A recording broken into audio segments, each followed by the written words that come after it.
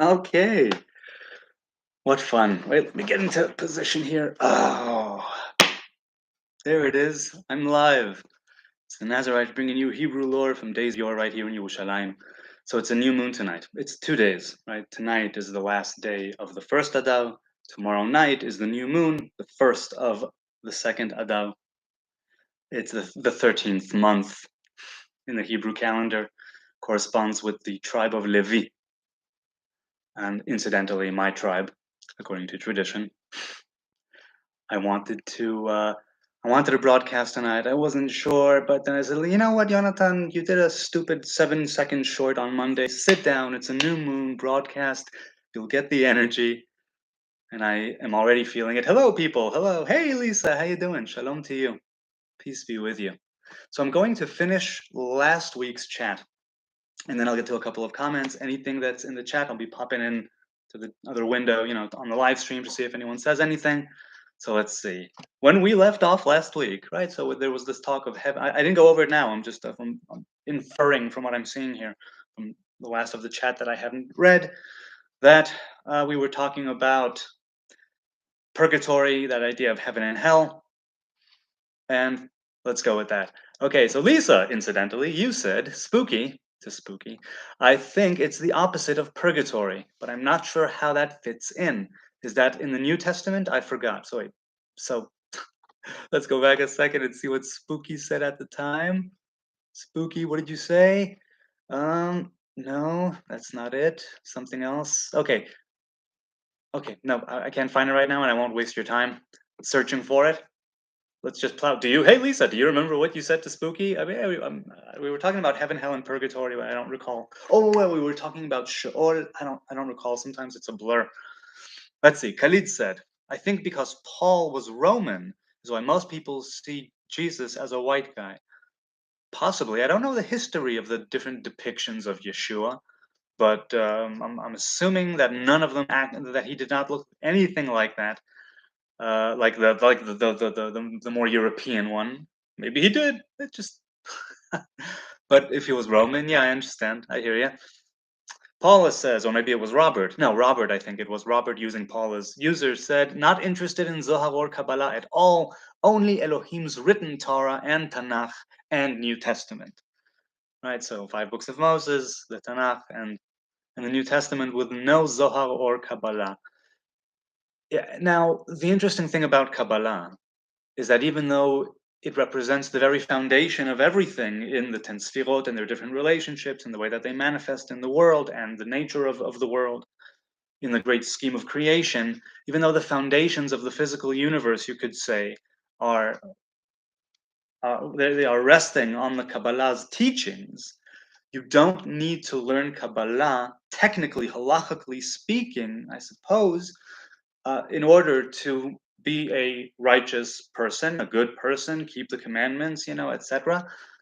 On the other hand, some would say, no, the Kabbalah is an integral part of the Torah, and those who pursue Torah should, by definition, be pursuing that as well.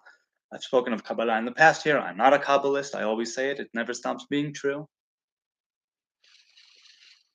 So I understand those who don't want to learn it at all. I understand those who fear it. I understand those whom it might make go a little bit, to unbalance people. It's said to unbalance people, those who are not grounded enough, I suppose. It can definitely, depending on the type of Kabbalah you are learning, or if you're practicing, it can interfere. There's the movie Flatliners. The basic premise is this: a bunch of med students want to see how far they can take the death thing, a near-death experience. Right? They're physicians. They go into a little improvised laboratory, right, into a little lab, and they cause people deliberately to flatline, or tachycardia, right? To basically the heart stops beating, and then they bring them back. And part of the movie is about how they bring certain things back from that near-death experience. They bring certain things back into their current lives after they are resuscitated. The Kabbalah can be very much like that, in the sense that you are pulling different revelations of the Most High, and you are right, into creation, into existence, with your kavanot, with the way that you conduct yourself, the mitzvahs. And should you not merit it, let's say, and jump a little too high or bite off more than you can chew, choose your metaphor, then you can, I've been told, you can be pulling certain things into your life that ought not be there, that you're not ready to handle yet. And it's what they say, the proliferation of oil, which causes the candle to go out. It seems good on the one hand, adding oil to a flame, right? But if you overdo it, it puts out the flame. The Kabbalah is a very volatile thing. In the way that one relates to it, I mean, not as a teaching, but in the way that one relates to it. It's the study of the tree of life. It's the study of the connection between the different sfirot. We ourselves manifest this with our image of God kind of body and soul, spirit, nefesh. Every Torah has that potential, of course, to affect the soul, to affect the actual practical right conduct in the world, in the way of being. But with the Kabbalah, sometimes I can perceive how that can be, where you go a bit too deep, you push it a little too far, and you take back things with you that are not quite ripe yet, let's say, and you need to wait until the fruit is ripe, right? And when it's ripe enough, that's when it's the sweetest. And Torah can be very much like that.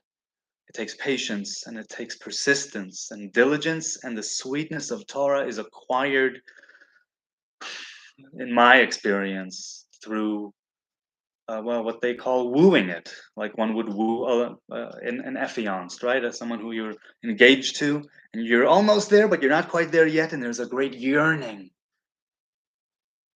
That type of yearning for Torah, for study of it, for practical implementation of it, to the degree that it is done by the individual. There's so much sweetness there. And yes, also all the terrible things and the war and the bloodshed and all of that is still there. I keep saying it, and it doesn't stop being true either. All of that you can find in the Torah. And I choose to focus. I cherry pick everything and make no apologies. Wow, what a rant. All because Robert mentioned Kabbalah. But these are teachings that I consider myself a student of the Tree of Life, or I strive to be. And it touches me in a very deep way. So I speak of it. Let's see. Spooky says, oh, I remember now what was spoken of. From his answer, So Lisa Freyne said, and Spooky, we're talking about the bosom of Abraham. In last week's broadcast, I spoke of the bosom of Abraham because someone asked me about it. And I said that I don't really know the term. It's not used often, but that it does have a source in the oral Torah, right, in the Gemara. Or so I read. I don't know it because I haven't encountered it personally in my short Gemara time, but it is there, and it means different things in different ways. In the Hebrew faith, it has a meaning. Perhaps it's more esoteric, but I know that from what we spoke of last week, if I recall correctly, if memory serves, the New Testament and different people who follow Yeshua attribute different things to the bosom of Abraham as being in the underworld, in Sheol, or in Gehinnom, or in Tophet, right, purgatory, as it's known. Well, Gehinnom is purgatory in the Hebrew faith, so to speak. Not really, but it is. And as you might know, I'm of the opinion that it all takes place here, and we are the ones who are bringing hell or heaven into existence with our doing, or lack thereof, at least on a small scale. So let's see. It's mentioned once in the New Testament as spooky, but I think it's in the Tanakh too. I don't think it's in the Tanakh. Different allusions to Avraham and Sarah are made, but Chek Avraham is the lap. And I think that is mentioned there, the lap, not the bosom. But I might be mistaken. And if I recall, it's in the Talmud somewhere. So let's see. Not sure, Lisa. It seems to be an oasis in the midst of adjacent to Sheol. So yes, they were talking about that bosom of Abraham. Okay, so according to what Spooky knows, which I think is the New Testament teaching, It seems to be an oasis in the midst of or adjacent to Sheol. Well, what is the nature of the oasis? Is it temporary, like a kind of Gehinam, or is it something? I wonder. Khalid said, I believe you do go to official heaven until Judgment Day. Then you have to go to courts for records to get checked. Then God gives a sentence. So even, let's say, even the wrongdoers, even the malevolent folk, even those who operate against, you know, even the bad folk, to generalize it, even they go to heaven until Judgment Day? I wonder. So let's see. If it's in the New Testament, Lisa said, then I would have to say it doesn't fit in. All right. Robert said Paul was from the tribe of Benjamin. So I get maybe we were talking about the tribes then. Spooky boxing to Khalid. Yeah, Khalid had just returned from boxing. Khalid does kickboxing, yeah. And Lisa ended the chat from last week by saying, Khalid, are you a Christian? No, he's a Sufi Muslim, if I'm not mistaken. If I'm not mistaken. Okay, I'm going to head over to the live stream and then to a couple of other comments. So, hey, Chodesh Tov, my father is here or was here. Hello, father. Avi Mori. Love you. Lisa said, will you say a prayer for me? I am losing my job March 31st. And Oregon is here. Hello. Well, hi, Karen. Oh, I'll tell you. May it lead you to bigger and better things. And may you take courage. And you haul ass this month. I know you have your trials and tribulations and obligations. Make an effort if you can to haul ass this month while you still have a job and you're still in that place and you're still part of that establishment. And even though it might be awkward knowing that you're going to lose it, take the time that you have. I don't know if you can afford to half-ass at work, and I wouldn't tell you to do so.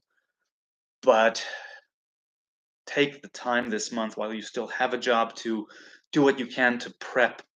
And I know that, you know what, in a month, at the end of this month, you're losing a job, and I am completing 7 years in my current job. Jobs come and go. I know this from experience. I hope that the next one that comes your way, that it will be something that suits you, that fits you in your field, and something you're interested in, and something you're even, dare I say, passionate about, something that you can actually see yourself doing every day, and that would be better benefits, better conditions, better pay, all of that. And that you'll be able to check that box and to focus on bigger and better things in accordance with that. I don't know where it'll lead you. Sometimes it can be such a, wow, you feel like in a pressure cooker, and every interview, you feel like everything is really on the line, because in a way it is. I remember what it's like to have no job and go to interviews. Ugh, felt like a knife was at my neck. I don't know if you're going to choose. Maybe you're going to take some unemployment, or maybe you can't. I'm not sure. So I really hope that you move on to bigger and better things. You never know. You never know. I was jobless when I got this job, and now I've been there for 7 years. That's why I mention it. You never know when the next one is going to be. That's going to be like, wow, I can see myself staying here. I can see myself growing here.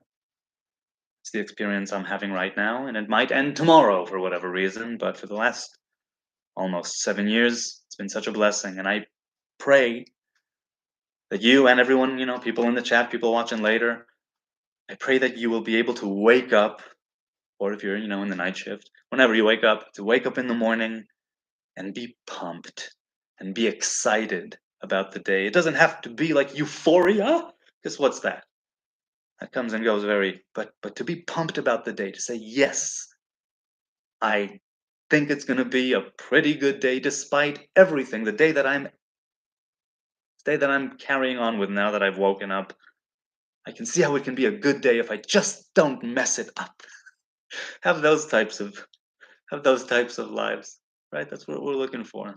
To be pumped about life, to be high about it. Ideally, I think. All right, let's see. So Karen said, Lisa, I pray you get a job that you love more than your current position. Yes, I do too. I'm thinking about changing fields soon, so here's to better change for all. Yes, raising a glass, as am I.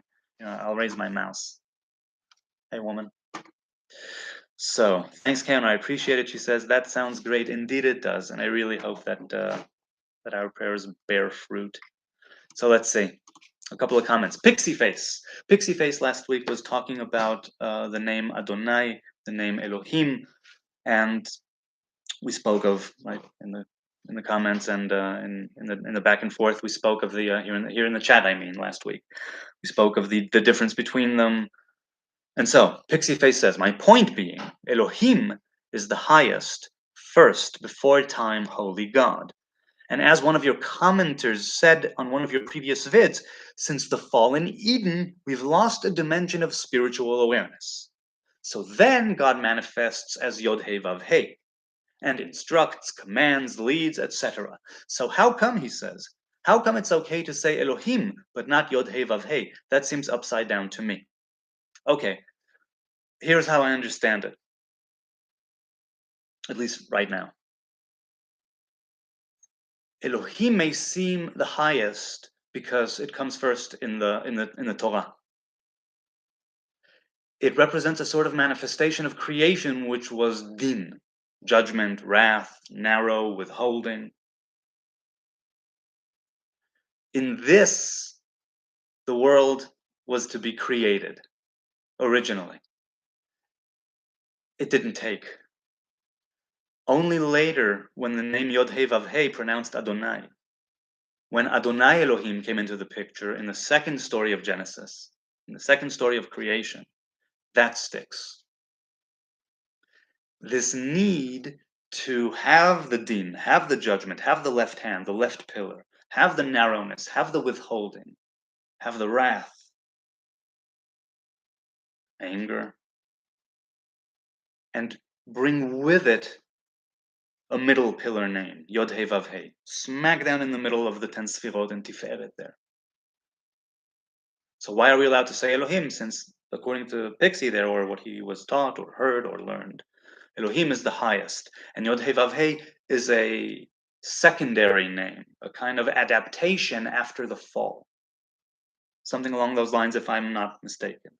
Now, I spoke of the duality of Elohim being plural, gods, not Eloha, Elohim, Eloha being the singular. And we spoke of Yod He Vav He being Haya, Hove, Yihye, was, is, and will be, a kind of all-encompassing thing. We spoke of how Yod He Vav He is written with 4 letters Yod He Vav He, but pronounced Adonai, and the punctuation marks are something different still. And I spoke of how there's a duality there that's not simply something that's singular and plural. It's one that is seen with the eye, comprehended with the mind, but spoken with the mouth differently, in order to show a sort of progression within the name that encompasses male and female, yin and yang, positive, negative, east and west, well, different ways of looking at it. The reason why Adonai is pronounced that way is because it's a name that's in the middle. When you pronounce it, it corresponds with a name which is lower. It's really higher, but right now it's lower. That's a different thing. You have the male and female. Male being Yod He Vav He, female being Adonai, and you put them together. There's also the name Adonai, Aleph Daled Nun Yod, spelled as it is uttered. Okay, let's leave that there. And Elohim. Now, the reason why Adonai is different, and you can say Elohim, but you can't say Adonai, written Yod He Vav He like that. You can't speak that out.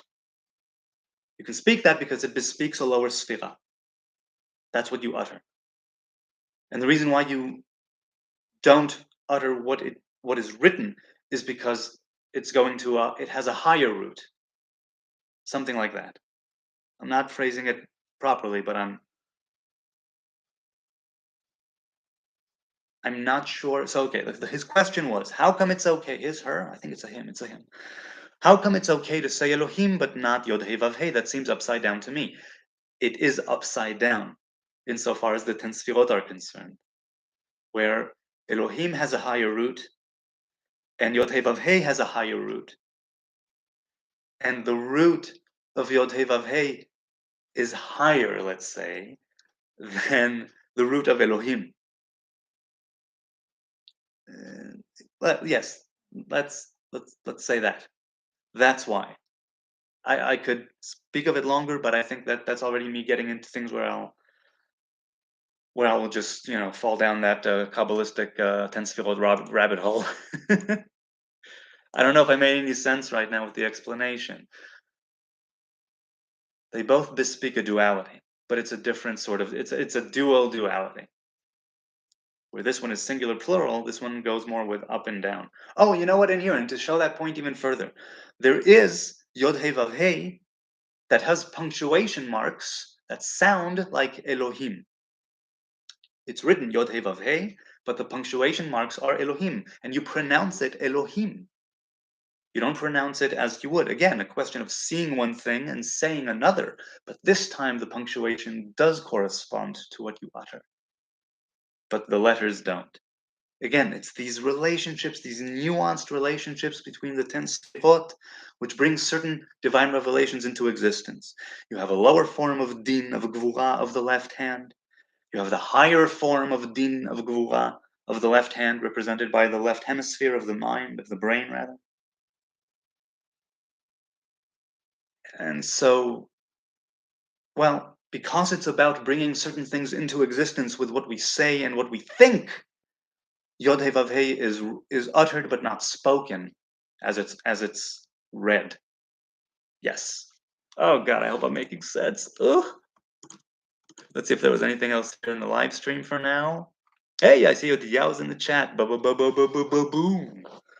Lisa says, thank you, Jonathan. I hope I spelled your name correctly. All right, so some spell it with an O. It's usually with an A because there's a patach, an A vowel on the tav, on the T.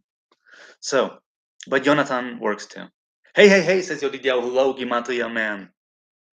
Do Karai Jews follow Rashi? I would think that they don't follow any Mefarshim. Also, following Rashi is not the right way to look at it because Rashi was not a halachic. His commentary was pshat. It wasn't halacha. It was saying something which may be difficult for the reader to discern, giving his take on it in the simplest way possible, without metaphor and without, or maybe sometimes with a bit of allusion, but not like, and right, what's called a pashtan. Sometimes he would take Unkelus's commentary and translation to Aramaic, and sometimes I think he might even take a Yonatan ben Uziel, possibly.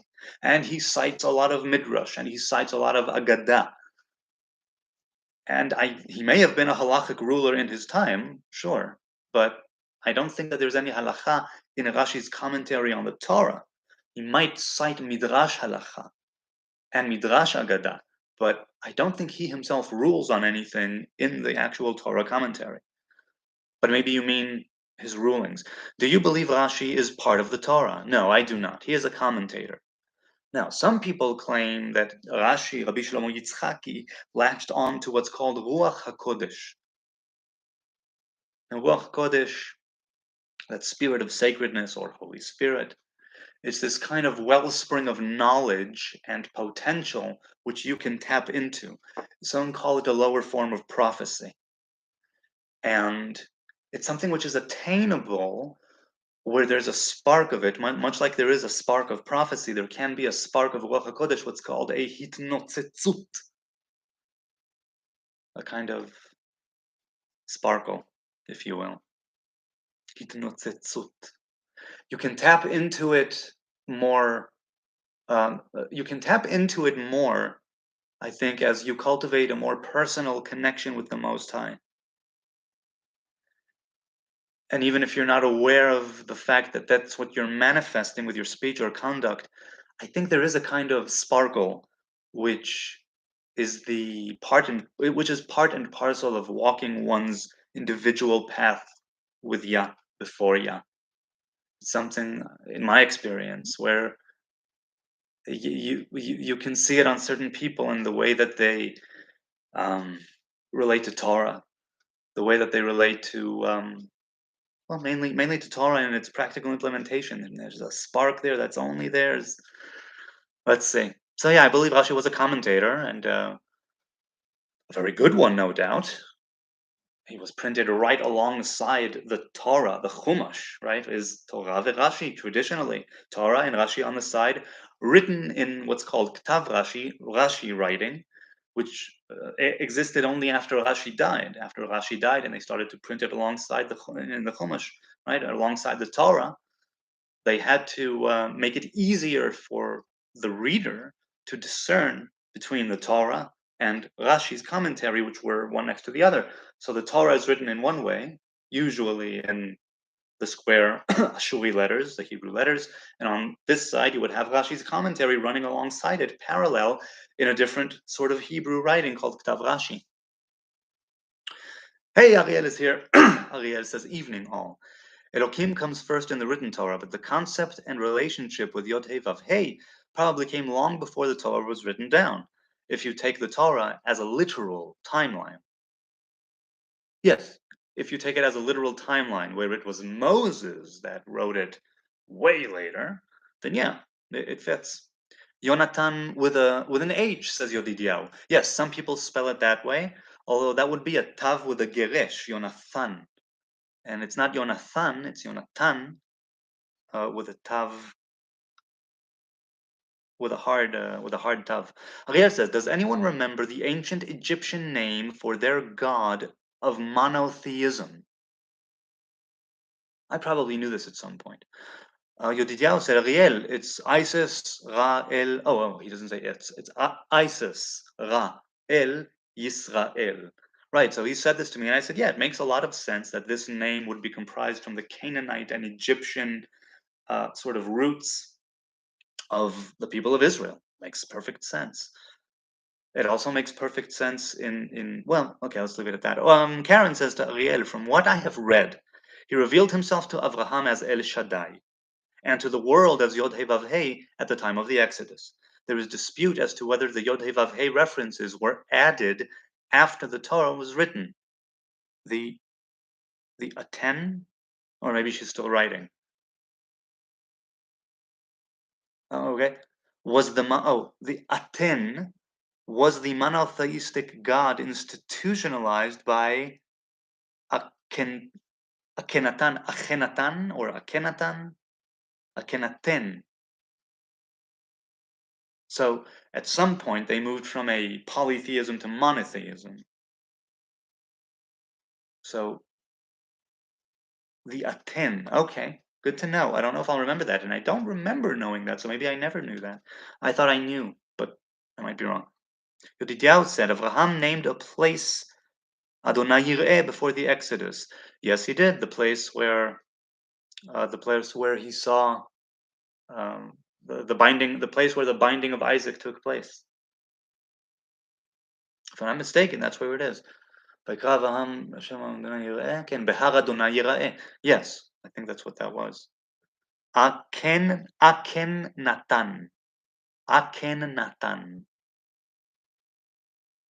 Voila. Do they know when that took place? I mean, obviously it's all ancient history, but I wonder. Let's continue and see if there's anything in the chat. Little Andre, in the previous comments from yesterday, Little Andre said, he was talking to me about alcohol, right? By the way, I've been thinking of getting drunk just once for a while now, and I've never asked you before, why don't you drink any alcohol at all anymore?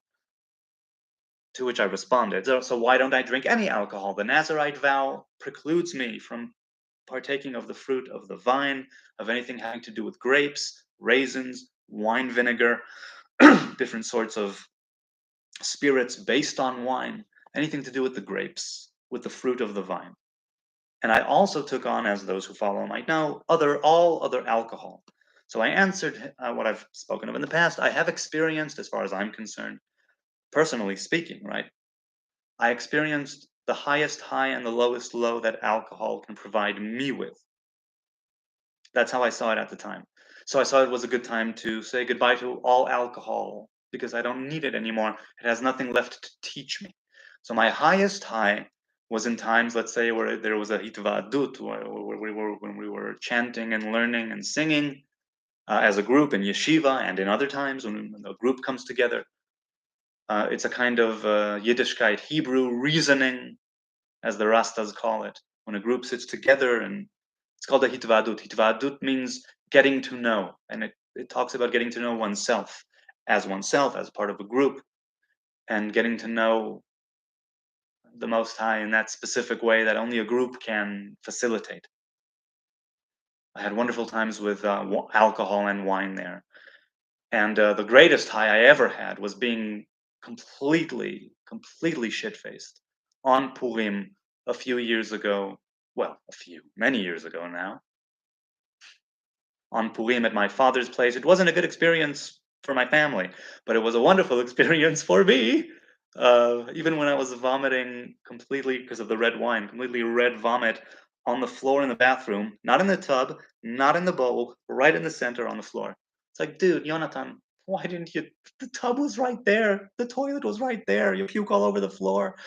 But the reason why I'm saying that I reached the highest high that alcohol can give me on that Purim is because I was screaming, "Cursed is Mordechai, blessed is Haman." It goes back to a Talmudic teaching or a midrash.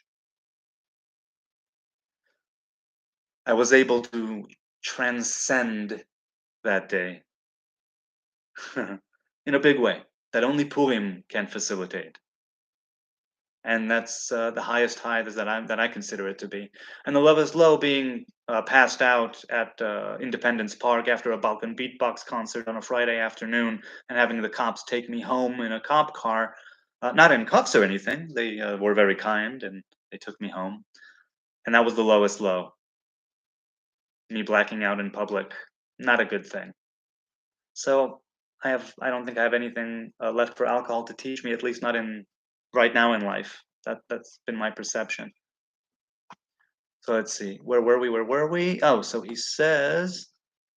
Yodigyao said, have you tried absinthe? So no, I never tried absinthe. I heard it's quite a trip, I said, and he said life is quite a trip, to which I agreed.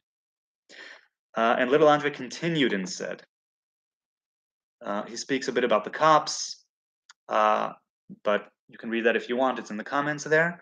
Cops were not good to him sometimes, let's put it that way. I want to focus on positive things right now, so I'll just plow right ahead with his question. Does that mean, says little Andre, that you'll stop using psychedelics and other things you might call drugs at some point? I personally think I still have something to learn from getting drunk, though, because it was rarely in a relaxed environment. Maybe there is still something for you to learn from it, not in such a relaxed and in not such a relaxed environment as you usually did. Well, there were times where I got drunk, such as that time in Friday afternoon in the park, where it wasn't relaxed. I mean, it was a concert and a party. I mean, it wasn't specific. It wasn't too relaxed. People dancing. There was a lot of energy. So I don't know. It wasn't a terrible situation, but it wasn't specific. It wasn't too stressful or anxiety provoking. It was chill, but not. It wasn't that relaxed.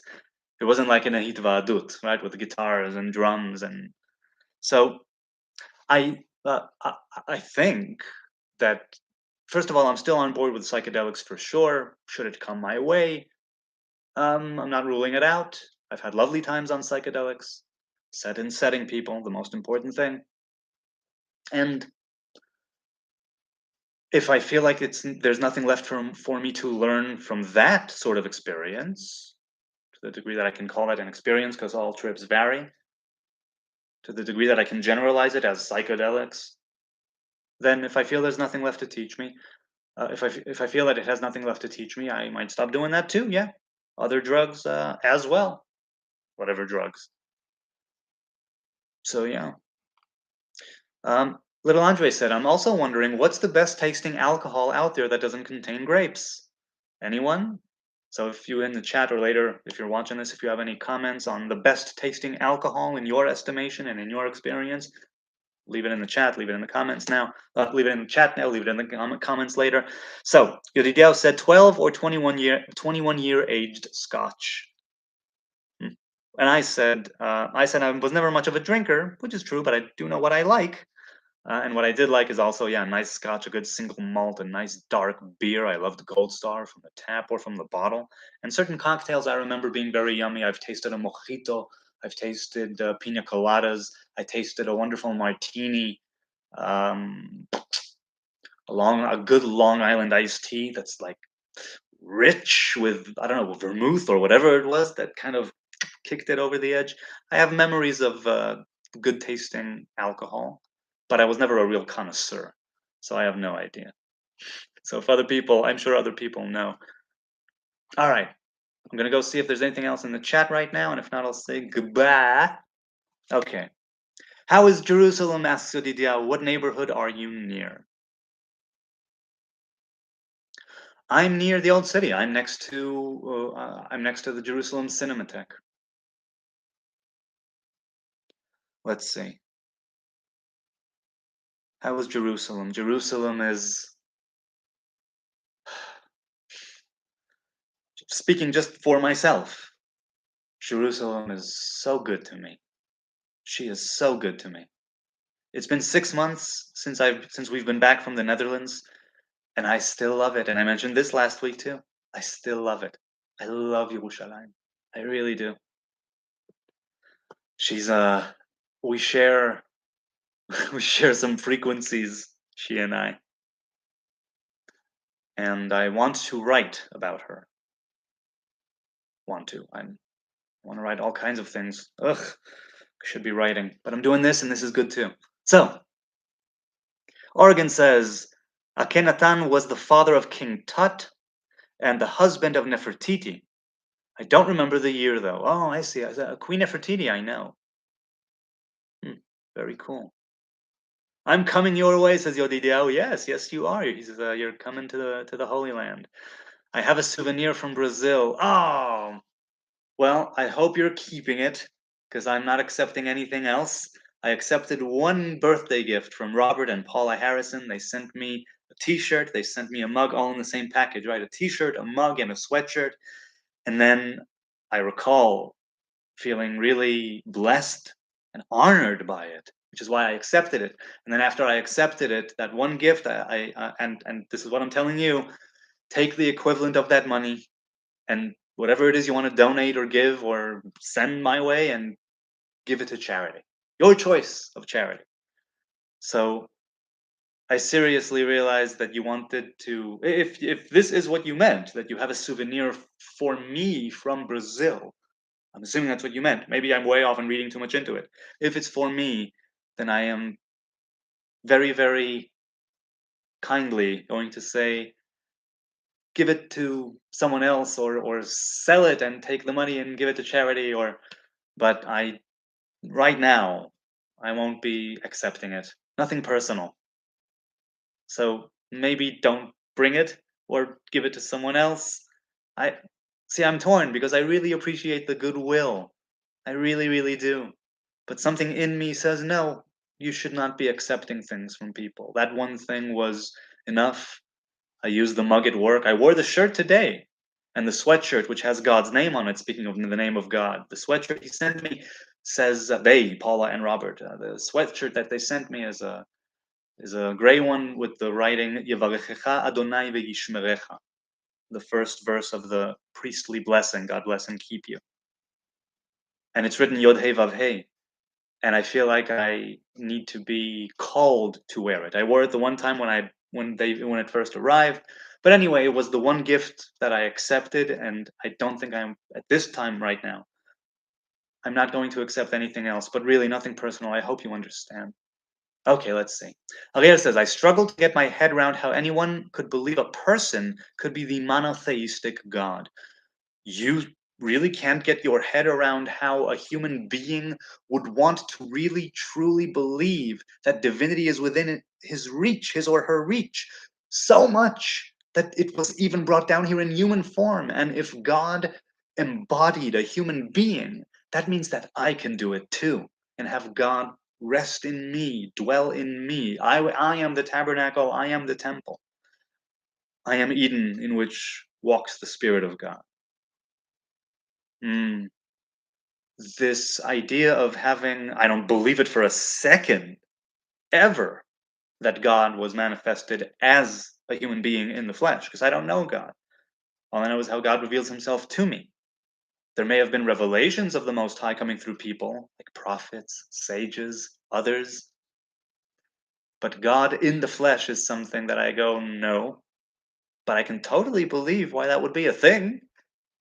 It makes it so much more tangible. It's like, this I can get into.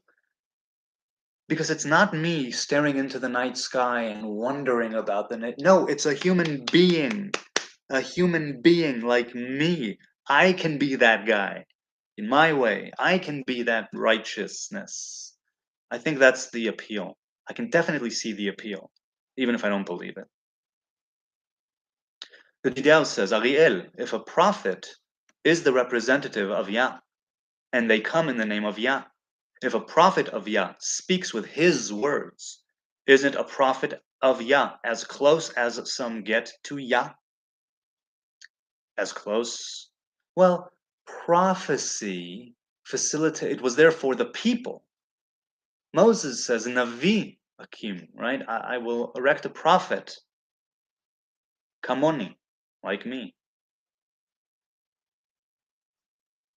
Prophet is usually, traditionally, brought into the fold, into existence, in order to help the children of Israel return to the path of Torah, commandments, covenant, righteousness, truth, justice, all that good stuff. A prophet. Here's the word of God. You're saying you're lost, you don't know what's going on, you're torn, you're being tempted, you're I don't know what. There is a prophet. Elisha, when he speaks of Naaman, the Aramite general,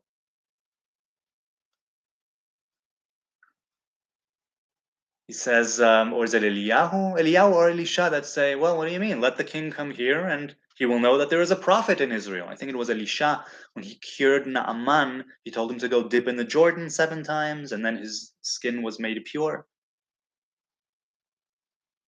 Yes. The prophet is for the people. The prophet was for the kings. The prophet was for the betterment of the nation. And so it's a specific revelation that is closer to, right, it's what's known as Netzach Vahod or Boaz and Yachin. That's where prophecy sort of lies, and that's where it is pulled down from into creation, into physical existence through the prophet. And there is a, depending on the foundation which the prophet lays, the revelations which are brought down into him as a prophet, they will be sort of through that lens, through that unique foundation, which is why I'm saying it's as close as you can get to Yah insofar as prophecy is concerned. You yourself can go higher. And prophecy is something which eventually is supposed to be part of the resurrection, part of eating from that tree of life. This personal connection that is for the general public. There's something there that is higher than just this world, this place. It goes, in my estimation, back to Eden, back to the tree of life. Always. Always. Let's see. Hang on. Uh-oh, I lost my spot. Okay. Ariel says, Ladrón de Manzanaz, apple bandit here in Spain, or angry orchard if you live in the States. So alcohol. Magners is yummy also. I don't know. Apple bandit. I like that. DMT. Wait, you're talking about DMT? I mean, you're just DMT? Dimethyltryptamine, right? That's DMT. I've never done it. The businessman's trip, it's called. I might do it at some point. You are charity. Tada. You are very poor still without the true knowledge of Yah. I concur. I am poor. It says in the Talmud, Ein ani ela beda'at. A person is only poor, really, in knowledge. Because if you're able to make connections between things, then you'll never be poor. Not really. You might be poor in material things, but ein ani ela bedat. It's like there's a different level of. Again, what did Bob Marley say? Some people are so poor, all they have is money. That type of thing. Personally, that seems like idolizing to me, Odidiao. Right? So he was speaking of the prophets. Is that what you were saying? Odidiao blowing a raspberry there. Ariel says. Yodidiao said to Ariel, "You have the veil over your face." He continues and says to Ariel, "If someone murders the prophet of Yah, let's say Yeshayahu, Yeshaya, Isaiah, aren't they killing Yah?" No, decidedly not, I say. But let's see what he said. Nope. Any text presenting God as a person is mashuga, in my opinion. Sorry. I agree. I'm agreeing with Ariel here. A servant of Yah, a slave of Yah in a positive way, yes. But Yah in the flesh? No, not me. Yodidiah says, and you will meet him one day for sure. Adonai ish milchama. Well, look, again, the name Adonai Yod He Vav He speaks of a certain revelation. The pronunciation Adonai speaks of a certain revelation. The punctuation marks in Yod He Vav He speak of yet another revelation or collection, right? A certain relationship. The word ish also pertains to uh, a certain revelation. There's ish milchama, right? A man of war, and then Adonai Shmo. And there's a difference between the person and the name. There's a difference between being an ish milchama and being and that revelation of a name. Let's say that entire thing. I don't see it as a physical manifestation. I see it as a verse that's speaking of certain divine revelations that the people of Israel, when they were, because that's from the song on the sea, Shirat Hayam, after the parting of the sea. Adonai ish milchama, Adonai shmo. They saw revelation there, and that's how that's part of how they perceived it. That's also the first time that the word mikdash is uttered in the song on the sea. With war, you can't kill God, says Ariel. It's a concept, not an idol. I agree. God as a word, as a meaning, as something that I can perceive in some faulty way and utter, even just the word, it bespeaks a concept, an abstract something, which we have whittled down into a verbal cue. And we still don't know exactly what we mean when we say God. Not me, not you, not anyone, because it all means different things to different people. And we all have a different relationship with the Most High. And if you don't have one, it means so you don't have one for whatever reason. The lack of one is still a way of relating. So I agree, it's a concept. It's just a revelation. It's not the thing itself. I'm going to say goodnight. Oh wow, it's almost 50 minutes. I am so blessed to be able to go live here in Yerushalayim and be with you good people for almost an hour. I feel so blessed. I feel so thankful, grateful for your engagement, the value that you provide. Yodidiao, Ariel, Karen, Lisa. Who else was here? There was someone else. Oh, my father who was here. Was there anyone else? Did I miss anyone? No, I don't think I did. And I spoke of little Andre's question and Pixie Face and Khalid's questions before from the previous chat. It has been such a pleasure. I take such very unique pleasure in these live streams because each one is different, each one is raw, and it's that in the moment energy. Kun hol halla, be here now. It really is in existence here, especially when it's things going on here in the chat, and I'm not just reading comments from last time or well, also that, but comments that were sort of written down that I addressed, and then now I'm only speaking of them. What happens here in the chat? I love it so much. I'm grateful, really grateful, and honored and humbled that you would take time out of your busy day, and I do believe it's busy by any measurement, to take time out of your day to listen to my ramblings and rants, to engage with me, to provide me with value and others in the chat, or people watching later. I don't take it for granted. I'm thankful for your kind attention and your viewership. God willing, I will see you on Friday for a short or something on the weekly Torah portion. And let's have a wonderful new moon. Today is the last day of the old month. Tomorrow night is a new moon of Adar Bet, corresponding with the tribe of Levi, as I said in the first minute of this broadcast. May we have a beautiful, wonderful, prolific new moon of Adar Bet. And may that spirit of the Levitical covenant permeate all creation and push us in that extra, 13th month, a month of Purim, a month where there's a great reversal, a month where there's a different potential that's embedded in the Hebrew month of Adar Bet, of the 13th month. And I pray that we will be able to, as always, with the moon and the revelation of a new moon, to harness those wonderful divine feminine energies that are growing now towards that full moon, towards Purim.